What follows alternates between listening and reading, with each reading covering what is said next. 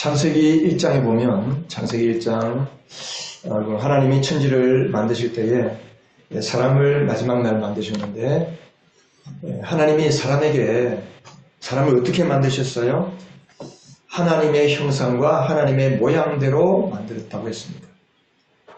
하나님의 형상과 하나님의 형상대로 그리고 하나님의 모양대로 사람을 만들었습니다. 그냥 우연하게 그렇게 한 게 아니고 하나님께 스스로 성부, 성자, 성령 하나님께 스스로 의논하시고 그렇게 이제 사람을 26절 이하에 보면 그런 말씀입니다. 우리가 우리의 형상을 따라서 우리의 모양대로 사람을 만들자.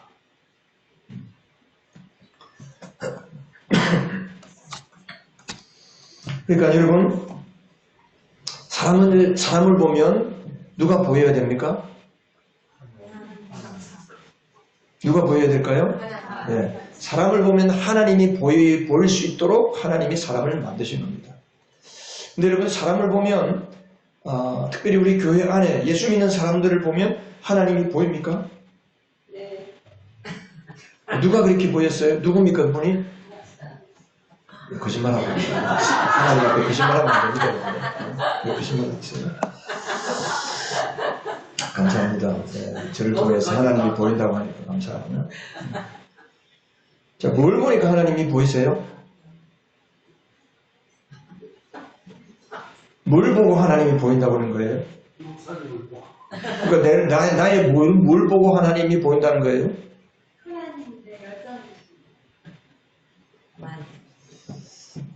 그럼 딴 사람들은 하나님이 안 보이세요?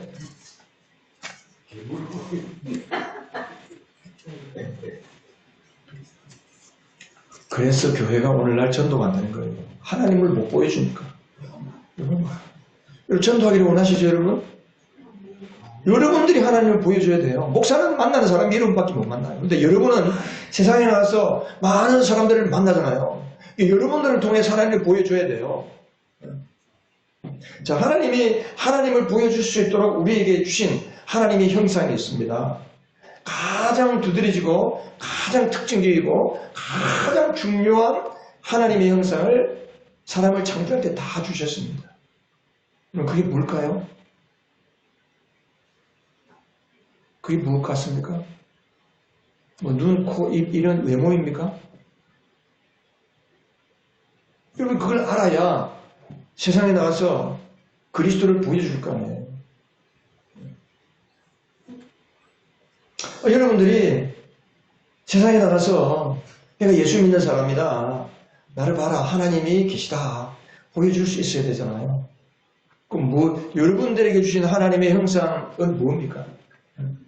우리에게 가장 중요하게 주신 하나님의 형상이 있습니다. 그게 뭐냐면 말입니다. 언어입니다. 하나님은 여러분 세상 모든 피조 만물 중에서 말을 할 수 있고 언어를 사용할 수 있는 존재는 사람밖에 없습니다. 짐승은 소리를 내는 거예요. 소리. 물론 그 소리에도 오늘 성경에 보면 다 의미가 있습니다. 금은고나 또 필이나 뭐 나팔이나 다 의미가 있어요. 근데 사람만 자기의 마음과 생각과 감정을 말로 표현할 수 있고 다른 사람이 하는 말을 알아들을 수 있습니다. 언어를 주신 것은 하나님의 형상을 주신 것입니다. 하나님은 말씀으로 천지 만물을 지으셨습니다. 하나님의 말씀에는 창조의 능력이 있습니다. 그럼 우리에게도 하나님의 형상 말씀을 주셨다면 우리의 말에 무슨 능력이 있을까요? 무슨 능력이 있을까요? 네, 창조의 능력이 있습니다. 창조의 능력이 있어요. 그래서 여러분들이 지금 살아가는 모습은 여러분이 한 말대로 사는 거예요. 잘 따져보면 여러분들이 한 말대로 산다니까요. 그게 무슨 말씀이에요 이게?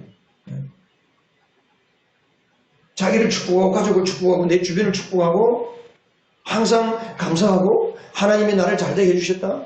그래서 예수를 안 믿는 사람들은 하나님을 모르니까 이 언어를 누굴 위해 사용합니까? 자기 욕심을 위해 사용하는 거예요.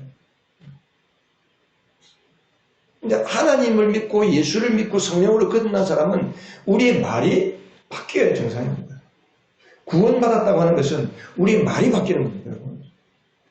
성령으로 세례를 받고 사도행전 2장에 보면 그들이 모두가 성령의 충만함을 받고 뭘 말했습니까? 큰 소리를 해보세요. 뭘 받았어요? 방언을 말했어요. 방언으로. 사람의 말이, 여러분의 말에는 창조의 능력이 있습니다. 그러니까 여러분이 말하는 대로 됩니다.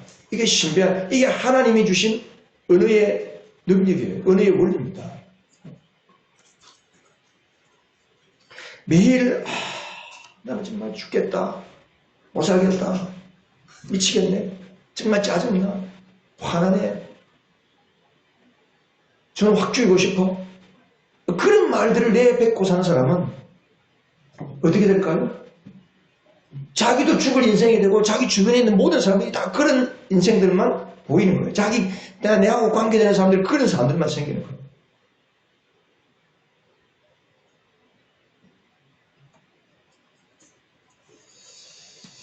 사람의 말은 너무나 큰 능력이 있습니다.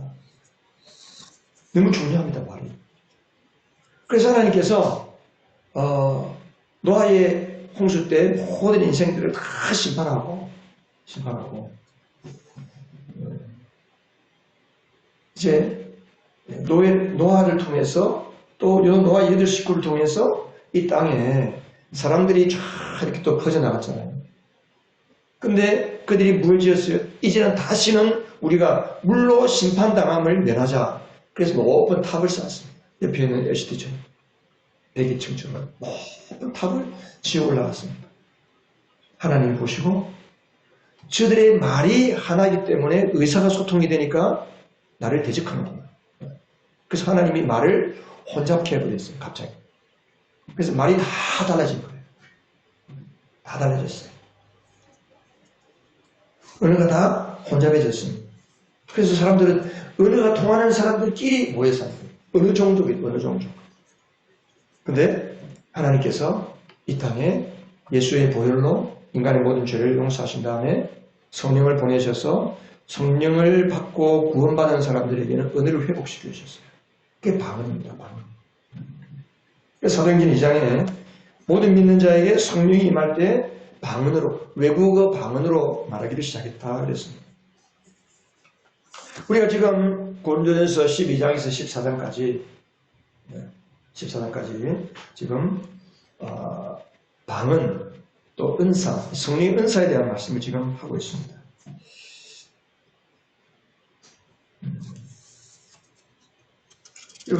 방언의 은사, 예언의 은사, 특별히 이제 오늘 14장은 예언하기를 또 열망해라 그랬습니다.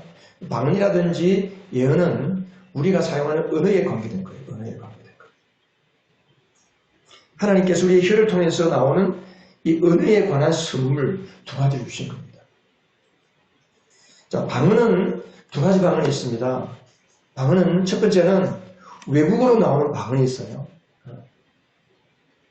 저도 어떤 분한테 들었는데 어떤 분이 중국에 가서 중국 지하교회에 가서 막 강의를 하는데 하나님 말씀을 전하는데 통역을 안 했는데 사람들이 알아듣는 거예요. 한국말을 하는데 그 사람들 귀에는 중국말로 들린 거예요. 이게 하나님이 살아계신 거예요. 내가 지지난주에도 그랬잖아요. 미국에 있는 스캇 브레너 청년이 기도하는데 한국말이 나오는 거예요. 한국말 한 번도 배워보지 못한 사람. 그래서 한국 사람이 이 자리에 와서 기도 하나 돌아봤는데 그 기도를 듣던 다른 사람들이 돌아보니까 한국 사람이 없어요. 알고 보니까 이 스캇 브레너라는 청년이 한국말로 기도하고 있는 거예요. 그래서 그가 지금 한국에 와서 목회를 하고 한국 아내를 만나서 결혼해서 목회를 하고 있어요. 찬양을 하고 있습니다. 우리 아까 마음을 여는 찬양의 나의 예수라고 하는 곡을 이 스캇 브레너 목사가 작곡한 겁니다. 두 번째 방언은 알아듣지 못하는 방언이 있습니다. 알아듣지 못하는 방언. 이상한 말. 오늘 우리가 성경에 있는 것처럼 알아듣지 못하는 말. 예언도 마찬가지인데 예언도 두 가지인데 하나는 우리가 보통 예언하면 뭘 예언이라 그래요? 미래를 점치듯이 알린 미래에 대한 일을 말하는 것을 예언이라고 합니다. 두 번째 예언은 뭐냐면 예언의 은사에 관한 건데 현재 우리가 당면하고 있는 역사 상황이나 현실과 나의 모습에 대해서 하나님께서 우리의 모습에 대해서 진단하시고 처방해 주는 것을 예언이라 하는 거예요. 그래서 킹제임스 한글 성경에 보면 대언이다. 대언. 하나님의 말씀을 대신하는 것이다. 이거를 예언의 은사라고 합니다. 오늘 14장 1절에 보면 신령한 은사를 열심히 구하십시오. 특히 더 예언하기를 더 열망합니다. 여러분들이 하나님의 은사를 받길, 하나님 성령의 은사를 나에게 주세요. 나에게 맞는, 내가 주님의 교회를 섬길 수 있는, 주님의 교회를 능력으로 섬길 수 있는 선물을 주세요. 하나님은 우리에게 성령으로 끝난 모든 사람들에게 다 은사를 주십니다. 여러분들이 성령으로 끝났다면 여러분 안에 계신 성령님께서 여러분에게 다 은사를 주시기를 원하십니다. 왜 없습니까? 왜 못 받습니까? 기도하지 않기 때문에, 구하지 않기 때문에. 그래서 14장 1절 같이 한번 읽어보십시다. 시작. 사랑을 추구하십시오. 신령한 은사를 열심히 구하십시오. 특히 예언하기를 열망하십시오. 신령한 은사를 열심히 구해야 하는 거예요. 먹을 거 주세요, 돈 주세요, 건강 주세요 라고 하기보다는 하나님의 은사를 더 열심히 구하라는 거예요. 그리고 특히 더 열망하는 게 뭐예요? 뭐 하기를? 예언하기를 열망하는 겁니다. 하나님은 여러분 모두가 다 예언하기를 원하십니다. 예언하기를 원하십니다. 여러분 예언하시는 우리 성도들 되시기 바랍니다. 왜 그럴까요? 하나님이 어떤 마음으로 우리 모두에게 예언하기를 원하실까요? 믿는 자들의 언어가 하나님이 말씀하는 것처럼 말하도록 하기 위해서 예언의 은사를 통해서 말하는 겁니다. 베드로전서 4장 11절에 보면 누구든지 하나님의 말씀을 전하려거든 하나님이 말씀하는 것처럼 말해라 그랬어요.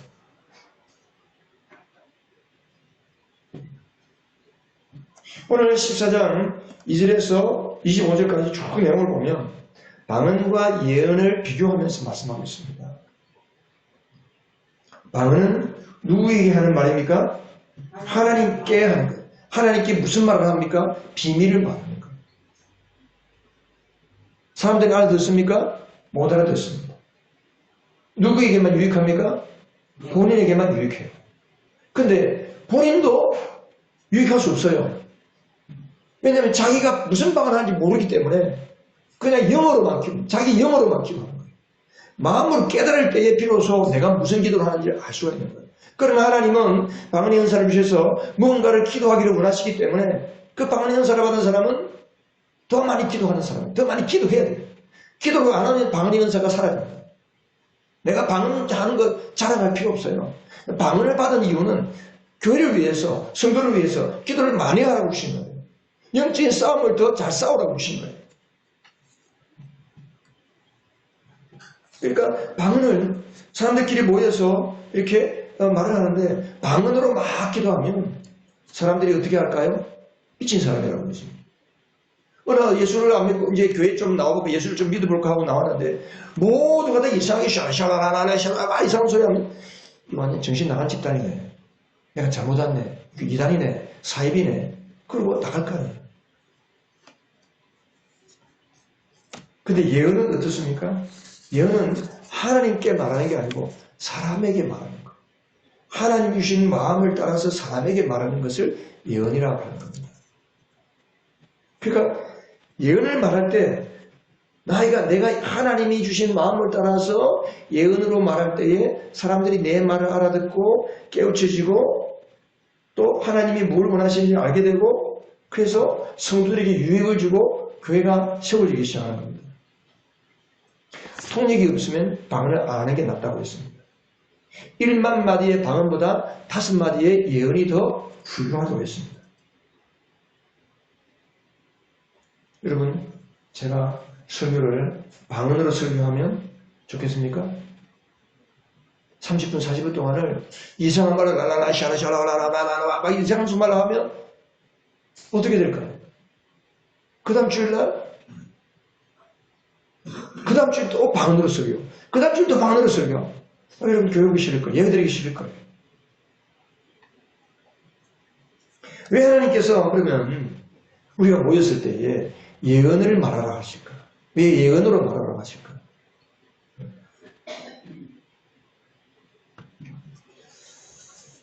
왜 방언을 주시고 왜 예언을 주셨을까? 오늘 하나님 여러분에게 깨닫는 지혜를 주시기 바랍니다. 예언이라고 말하면 아까도 말했듯이 두 가지가 있는데 제일 중요한 것은 성경 말씀을 가리켜서 예언이라고 합니다. 뭘 예언이라고 한다고요? 성경 말씀. 예, 성경 말씀, 성경책에 기록된 말씀을 예언이라고 합니다. 그래서 베드로후서 1장 18절에도 보면 1장 21절에 보면 모든 예언은 하나님께 받아 말한 하나님께서 말씀하시는 것을 성령의 사람이 받아서 기록한 것이다. 그랬어요. 그걸 예언, 성경 말씀을 예언이라고 해요. 동시에 필요할 때마다 그때마다 하나님께서 말씀을 주시는데 그 말씀을 주시는 마음을 따라 말씀을 따라서 내가 말하면 그게 예언의 은사, 예언이 되는 거예요. 그러니까 설교자에게는 하나님이 특별히 예언의 은사를 주십니다.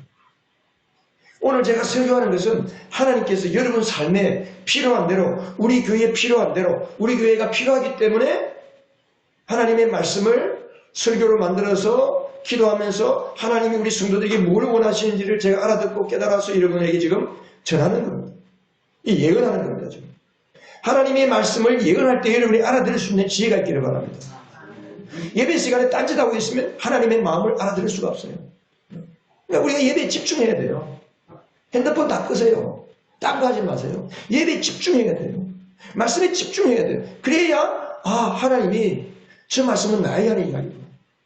저는 설교하고 나서 무슨 말 했는지 까마득히 모르는데 어느 날 어떤 분이 목사님 그때 목사님 이렇게 말씀해서 제가 마음에 큰 깨달음이 났습니다. 정말 그때 내 마음이 참 새로워졌습니다. 저 기억도 안 나는데 나는 아라고 말하는데 하나님은 아가 어로 들리게 할 수 있다는 거예요. 이게 뭡니까? 하나님의 말씀을 대언하기 때문에 예언의 은사가 성령께서 우리 가운데 일하시는 거예요. 특별히 우리가 기억해야 될 것은 이 성경을 보면서 교회라고 하는 환경을 좀 여러분 잘 생각하셔야 돼요. 자, 고린도 교회는 우리처럼 이렇게 건물을 지어놓고 쾌적한 환경 가운데 또 요즘 100명, 1000명, 10,000명 모이는 큰 교회처럼 그렇게 온갖 찬양과 악기를 갖추어 놓고 공연하는 것처럼 그렇게 예배를 드리지 않았습니다. 성경에 있는 교회는 어떻게 모였습니까? 집에서 모였어요. 집에서. 많이 모여야 20, 30명. 이런 큰 홀이 있는 집에는 50명도 모일 수 있겠죠. 조그마한 집에는 그냥 몇 가정이 모이는 거예요.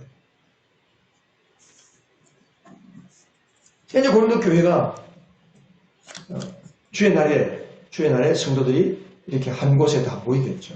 모일 때, 또 집에서도 모이겠죠. 모일 때 안 믿는 사람도 같이 오잖아요. 근데 그들에게는 성경책이 있었을까요? 지금으로부터 2000년 전인데 성경책이 없습니다.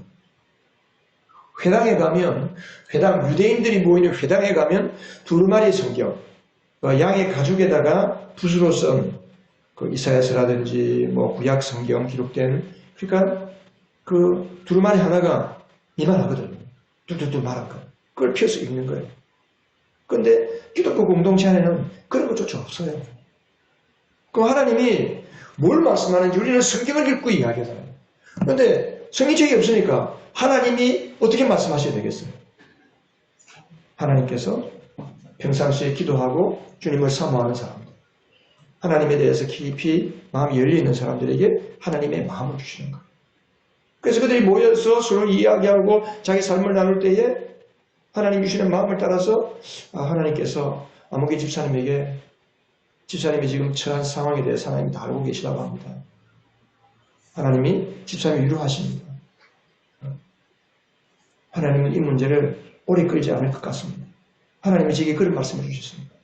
라고 하는 거예요. 그렇게 예언이 그런 게예요. 그래서 하나님께서 결국은 뭐냐면 방언도 그렇고 예언도 그렇고 하나님이 계시다는 것을 보여주는 거예요. 방언은 안 믿는 사람들이 교회를 왔는데 저 사람이 알지 못하는 말을 하는데 그 방언을 통역하는 사람이 그 방언을 이야기해줘요. 저 말은 지금 이러한 것이다. 얼마나 깜짝 놀라겠어요. 와, 진짜 그러네. 어떻게 내게 대해서 저렇게 딱 정확하게 알지? 아무도 몰라한 거를 갖다가 비밀을, 내만 아는 비밀을 저분이 방언으로 기도하는데 그거를 이렇게 이야기하니까 깜짝 놀랄 거예요. 그러니까 방언은 불신자들에게 주는 하나님 계시다는 증거일 수 있고, 예언은 믿는 자들을 세워주는 하나님의 증거라는 거예요. 여러분, 성경에 보면 하나님이 계시다는 것을 가장 명명백백하게 하나님이 증거하시는 게 있습니다. 뭐 성경을 읽어서 하나님이 계시다 그런 게 아니고, 하나님께서 이사야서 41장 21절로 22절에 보면, 여러분 나한테 유인물이 있잖아요. 우리 같이 한번 읽어볼까요? 주님께서 거짓 신들에게 도전하시다. 주님께서 말씀하신다. 민족의 신들아, 소송을 제기하여 보아라. 너희는 확실한 증거를 제시하여 보아라. 야곱의 왕께서 말씀하신다. 이리 와서 장차 무슨 일이 일어날 것인지 우리에게 말하여 보아라. 지난날에 있었던 일들이 어떤 것이었는지 말하여 보아라. 그러면 우리가 그것들을 살펴 그 결과를 알아보겠다. 아니면 앞으로 올 일들을 우리에게 말하여 보아라. 자, 지금 이건 누가 말씀하십니까? 지금 누가 말씀하고 있는 거예요? 주님께서. 여호와 하나님께서 누구에게 여호와 하나님께서 말씀하십니까? 성도들이 하신 이야기예요? 거짓 신들에게 있잖아요. 주님께서 거짓 신들에게 도전하시대요. 거짓 신들이 뭐예요? 주님께서 말씀하신다. 민족의 신들아. 이 민족의 신이 뭐예요? 각 민족마다 섬기고 있는 우상신들이에요. 우상들. 바알이라든지 아세라라든지 온갖 신들 있잖아요. 그 우상 거짓 신들에게 하나님께서 재판을 열어봐라. 나에게 소송을 해라는 거예요. 소송을 제기해봐라. 여러분, 소송을 내가 재판하는데 누가 이길까요? 정확한 사실을 이야기하는 사람이 이길까요? 확실한 증거를 제시하는 사람이 이길까요? 증거가 이깁니까? 사실이 이깁니까? 증거가 이기는 게 증거. 아무리 사실을 그럴듯하게 이야기해도 증거가 없으면 재판에 지게 되어 있어요. 하나님께서 거짓 선지자들에게 두 가지 증거를 내라는 거예요. 하나는 뭡니까? 하나는 뭐예요? 장차 어떤 일이 일어날 것인지. 그러니까 이리 와서 장차 무슨 일이 일어날 것인지 우리에게 말해봐. 여러분, 장차 무슨 일이 일어날 것인지 말하는 것을 뭐라고 그래요? 예언이라고 해요. 두 번째는 또 뭡니까? 지난날에 있었던 일들이 어떤 것이었는지 말해봐라. 우리가 그것들을 살펴 그 결과를 알아보겠다. 지난날에 일어났던 그 일에 대해서 지난날은 말했는데 그 말이 오늘날 어떻게 이루어졌는지를 결과를 보겠다는 거예요. 이 두 가지예요. 하나는 예언을 통해서. 하나는 뭘까요? 지난날에 말했던 게 이루어진 것을 뭐라고 합니까? 우리 예수 믿는 사람들은 간증이라고 해요. 간증. 성경 말씀을 읽고 설교를 듣고 내가 순종했는데 그대로 되었다. 그럼 간증이잖아요. 더 크게 보면 역사예요. 역사. 이 세상 역사는 하나님이 다스리신 거예요. 여러분, 예수 그리스도가 이 땅에 오신다는 예언이 333가지가 성경에 기록이 되어 있어요. 333가지가 한 사람에게 다 이루어질 확률을 따지면 어떨까요? 미국에서 제일 큰 주가 텍사스, 우리나라 남북한을 합친 면적의 22배입니다. 그 면적에다가 100원짜리 동전을 한자 높이로 쌓아놓고 100원짜리 동전을 다 엎어놓고 그 하나만 딱 모든 그 100원짜리 동전 안에 하나만 500원짜리 동전을 딱 집어넣었어요. 눈을 감고 한 번만에 딱 끄집어내는 확률하고 똑같은 거예요. 333가지 확률이 예수님에게 다 이루어질 수 있는 확률이에요. 뭐 그런 건 좋아요. 이게 예수 그리스도에 일어났던 거예요. 그러니까 여러분, 창세기부터 요한계시록까지 뭐 지금 좋습니다. 예수님 오실 때까지 구약 성경만 보아도 좋아요. 제가 우리 용현이에게 그렇게 이야기해요. 어떤 우리 교수님이 그런 예발을 들더라고요. 내가 용현에게 예언을 할게요. 용현이 결혼할 거야. 용현이 앞으로 결혼할 거야. 그럼 예언입니까? 예언 아닙니까? 왜 예언해요? 미래에 대한 이야기를 했으니까. 근데 이렇게 말하면 예언이 아니죠. 용현이가 몇월 며칠 몇 시에 결혼한다. 어떤 여자하고 어느 대학을 나오고 고향이 어디고 출신이 어디고 무슨 일을 하고 있는 여자하고 결혼할 것이다. 하고 제가 말했어요. 그게 이루어질까요? 이루어질 수 있죠. 왜? 내가 그런 사람을 찾아가지고 맞춰서 용현이한테 데려다 주면 되니까. 근데 만일에 용현이가 내가 얘기하는데 용현이가 몇 년 몇 월 며칠에 미국 백악관 짠데밭에서 결혼식을 하고 결혼식을 하는데 식사 서빙을 일본의 총리가 와서 하고 그리고 그날 어디에서 어느 나라하고 전쟁이 일어나고 그리고 독일 총리가 와가지고 사람들을 영접하고 그렇게 될 거야. 그러면 그걸 제가 감당할 수 있겠어요? 만일에 그것이 다 됐다. 그럼 누가 했을까요? 하나님 하신 거예요. 성경이 그렇더라고요. 성경의 모든 기록된 말씀들은 사람으로는 이루어질 수 없는 일이에요. 근데 하나님이 다 하신 거예요. 근데 사람들이 과학적으로 증명이 안 된다고 안 믿어요, 그거를. 그 제일 어리석은, 하나님을 믿지 않은 사람이 이 세상에서 가장 어리석은 사람이에요. 오늘날 과학이 발달하기 때문에 성경 말씀이 과학적으로 입증이 되기 시작해요. 이제 성서 고고학이라는 게 돼요, 고고학. 고고학이라는 게 옛날에 있는 글을 과학적으로 입증해서 뭐 이렇게 방사선 동위원소를 해가지고 연대를 측정하고 다 하잖아요. 성경도 마찬가지예요. 성경 안에는 이 모든 하나님께서 하셨다는 그 증거들을 다 숨겨놨어요. 출애굽 이스라엘 백성들이 이집트를 탈출한 날짜가 언제인가? 그거를 연구를 하면 성경에 나와 있어요. 이게 알 수가 있는 거예요. 제가 들었는데 BC 1400 몇 년 3월 24일 제가 들었는데 잊어버렸어요. 그걸 나온다는 거예요. 그게 성경을 자세히 연구하면 다 나온다는 거예요. 그러니까 하나님께서 과거에 뭔가 앞으로 이렇게 쫙 이루어질 것이다.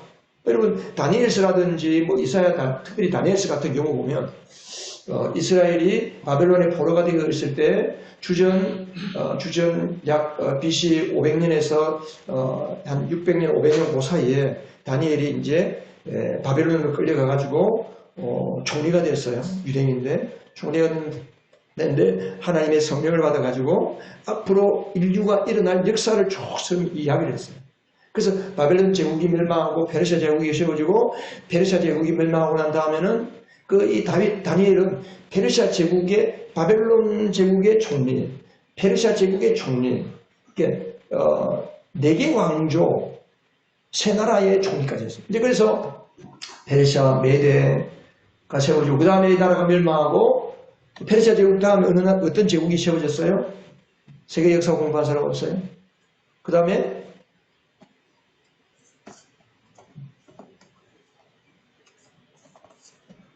헬라 제국. 페르시아 다음에 헬라 제국. 헬라 제국이 어디예요? 헬라 제국? 그리스가 헬라잖아요. 그 헬라 제국. 알렉산더 대왕. 근데 그 헬라 제국도 누구에게 멸망당했습니까? 헬라 제국이 멸망하고 어느 나라가 세워졌어요?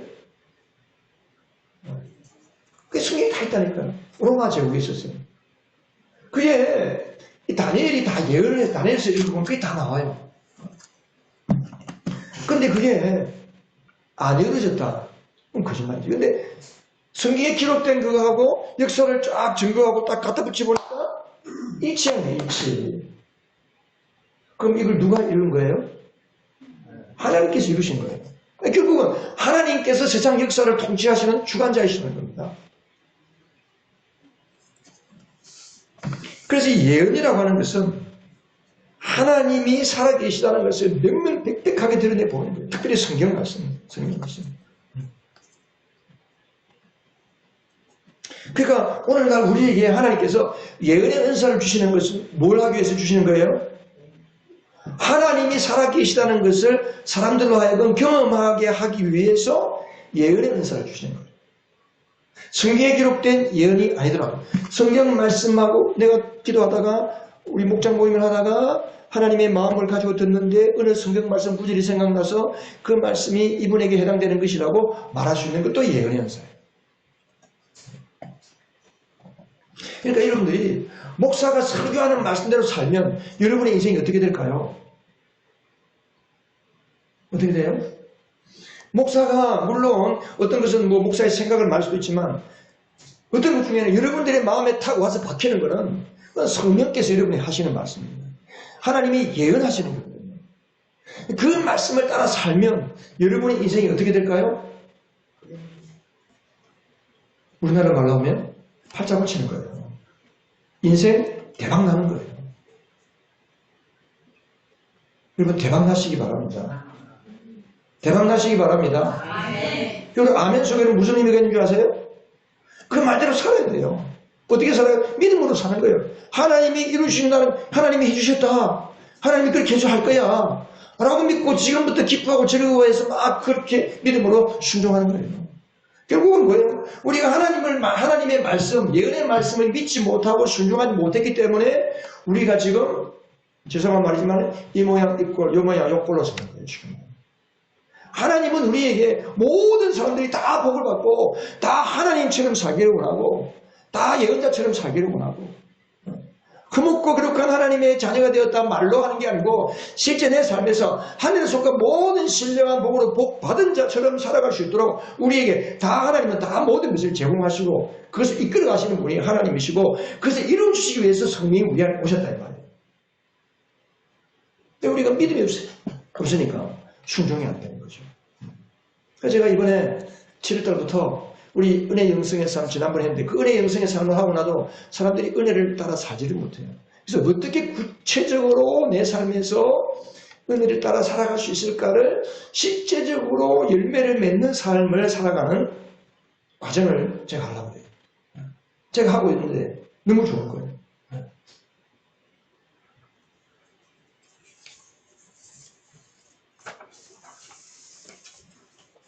그러니까 하나님은 우리에게 방언도 주시고 예언도 주시고 많은 은사를 주시는데 특별히 예언의 은사가 되는 거예요. 자, 한번 생각해 보세요. 자, 아까 고린도 교회 상황을 이야기했습니다. 고린도 교회 사람들이 지금 가정집에서 모였어요. 한 10명 모였습니다. 혹은 20, 30명 모였습니다. 모여서 뭐 할까요? 예배 드리겠죠. 자, 우리 교회를 예를 듭시다. 예배를 드렸어요. 예배를 드리면 이제 지난번에 주의 만찬 이야기하면서 했잖아요. 같이 모여서 주의 만찬을 하고 밥을 먹고 식사를 하고 그리고 또 나누는 거예요. 삶을 나누는 거예요. 오늘 하나님께서 특별히 이 말씀을 주셨습니다. 하나님께서 오늘 우리에게 예언하기를 열망하라고 예언하기를 더 기도하라고 우리에게 말씀하셨습니다. 이런 말씀해 주겠을 때 자기 이야기를 쭉 하는 거죠. 그리고 각자의 삶의 어려운 문제, 힘든 일들 서로 나누는 거죠. 그 나눌 때 기도 제목을 가지고 기도하면 어떤 분은 방언 기도하고 또 기도하고 나서 하나님이 혹시 지금 오늘 방금 우리 아무개 집사님 위해서 기도했는데 하나님이 어떤 말씀을 주신 게 있습니까? 하면 기도하는 생각하다가 하나님이 저에게 이런 마음을 주셨습니다. 또 이야기야. 그렇죠.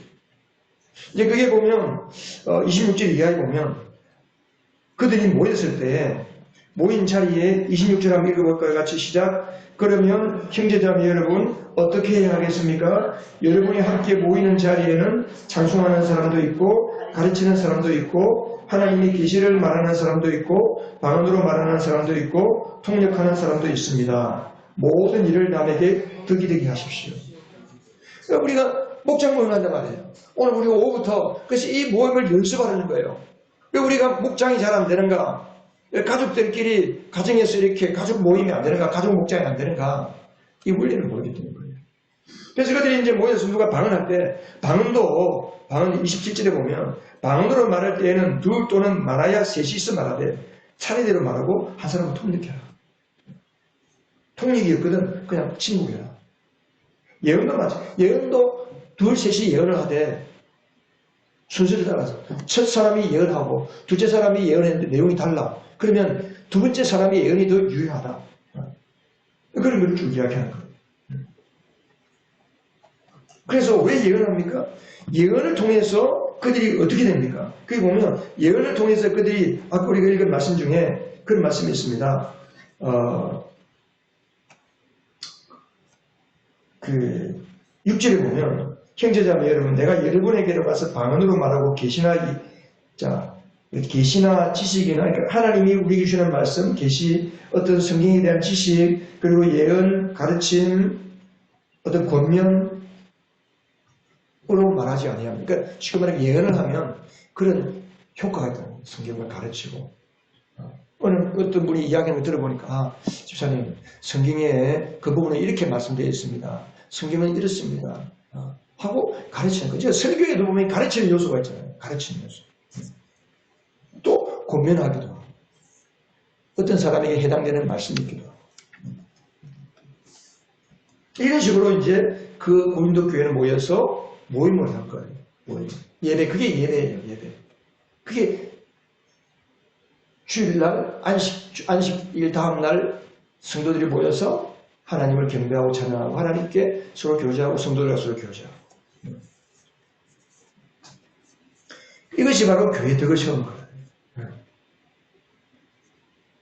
그러니까 우리가 이번 주일부터 한 10주 정도 모여서 이걸 연습할 거예요. 그럼 예언을 어떻게 예언을 말합니까? 보통 사람들이 누군가가 어느 이야기를 하면 그 이야기에 대해서 자기 이야기를 합니다. 어떤 근거에서? 하나님의 말씀의 근거에서 말하면 그나마 나은데 대체로 어떻게 이야기합니까? 자기의 지식과 경험과 세상 모든 것을 다 동원해서 집사님 그건 이렇게 하지 말고 이렇게 하세요. 자기 이야기하는 거예요. 세상 이야기하는 거예요.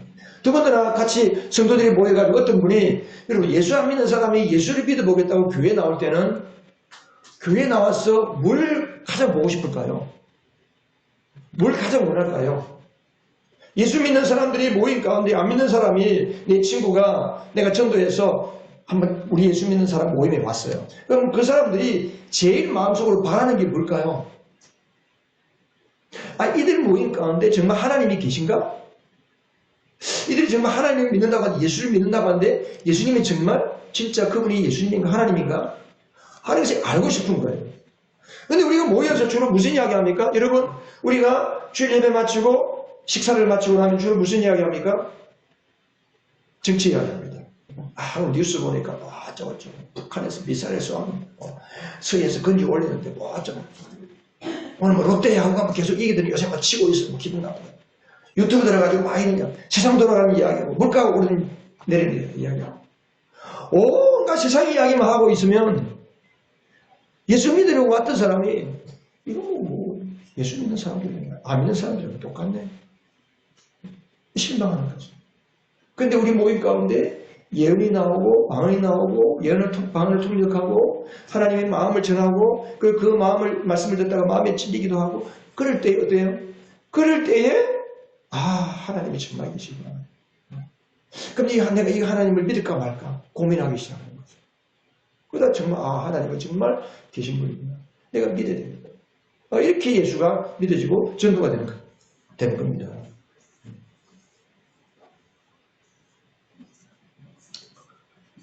우리의 말이 여러분들이 하는 모든 일상생활의 말들이 모든 게 다 그럴 수는 없겠지만 중요한 모든 말들이 하나님이 말씀하는 것처럼 말할 수 있는 예언의 은사를 다 가질 수 있기를 주님 여러분 축복합니다. 내가 사용하던 방식의 말이 아니라 성령님이 나를 통해서 말하는 방식으로 말을 할 때에 우리 VIP가 듣고 감동을 받고 내 주변의 가족들이 힘을 얻고 나도 내가 말했지만 그것이 이루어지는 것을 보면서 내가 담력을 얻고 힘을 얻는 이런 역사들이 우리 교회 안에 일어나기를 주님의 이름으로 축복합니다.